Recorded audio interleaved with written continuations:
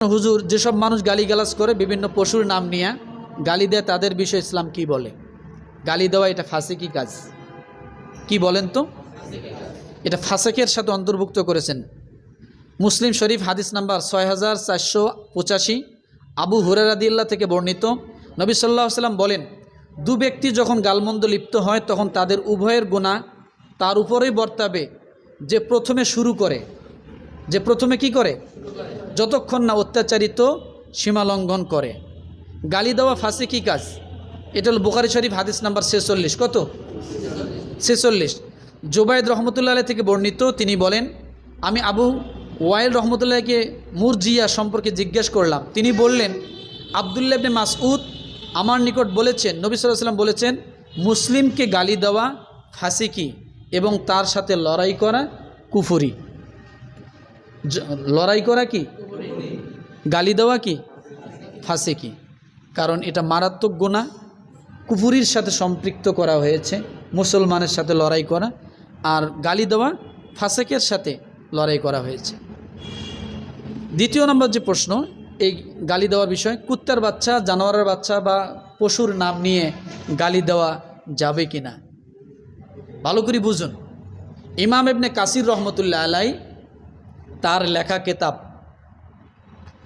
আহওয়ালু ইয়াউমিল কিয়ামা, এই কিতাবের কুত্তার বাচ্চা বলে গালি দেওয়া সম্পর্কে একটি হাদিস এসেছে।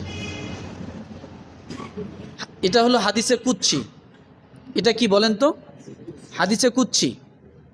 কেউ যদি কাউকে কুত্তার বাচ্চা বা এ জাতীয় কোনো পশুর নাম ধরে গালি দেয়, তো যে ব্যক্তি গালি দিল, আল্লাহ কিয়ামতের দিন গালি দেনেওয়ালা লোকটাকে বলবে, আমি তো আমার এই বান্দাটাকে শ্রেষ্ঠ মাখলুকাত আদম সন্তান করে বানিয়েছিলাম। কিয়ামতের ময়দানে আল্লাহ বলবেন, যে গালি দিবে তাকে, যাকে দিবে তার কথা, যে আমি তো এই মানুষটাকে আমি শ্রেষ্ঠ মানুষ, শ্রেষ্ঠ মাখলুকাত আদম সন্তান করে বানিয়েছিলাম, তুমি একে কুত্তার বাচ্চা বলে যে গালি দিয়েছ, সে যে কুত্তার বাচ্চা এর দলিল দাও। কি চাইবেন? সে যে কুত্তার বাচ্চা এর দলিল দাও। ওই দিন ওই গালি দানেওয়ালা ব্যক্তি আল্লাহ পাকের সামনে কোনো দলিল দিতে পারবে না। তখন আল্লাহ তাআলা ওই লোকটাকে কুকুর বানাবেন এবং কিয়ামতের ময়দানে তাকে লাঞ্ছনা অপমানিত করবেন। কি করবেন? কেউ যদি কাউকে কুত্তার বাচ্চা, জানোয়ারের বাচ্চা, শুয়ারের বাচ্চা এরকম আছে না, এগুলা বলে গালি দেয়, আর যে গালি দিচ্ছে সে তো নিজেও একজন মানুষ, কথা ঠিক কিনা?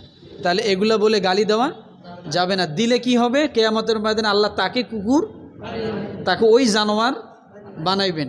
এটা কোথায় আছে? ইমাম ইবনে কাসির রহমতুল্লাহ আলাইহি তার লেখা কিতাব আহওয়ালু ইয়াউমিল কিয়ামা, এই কিতাবের বর্ণনায় হাদিসে কুচ্চি হিসেবে এই হাদিসটি এসেছে। তাহলে বুঝতে পারছি তো? আল্লাহ তাআলা আমাদের সকলকে এই প্রশ্নগুলো থেকে সঠিক বিষয়গুলো আমল করে যাওয়ার তো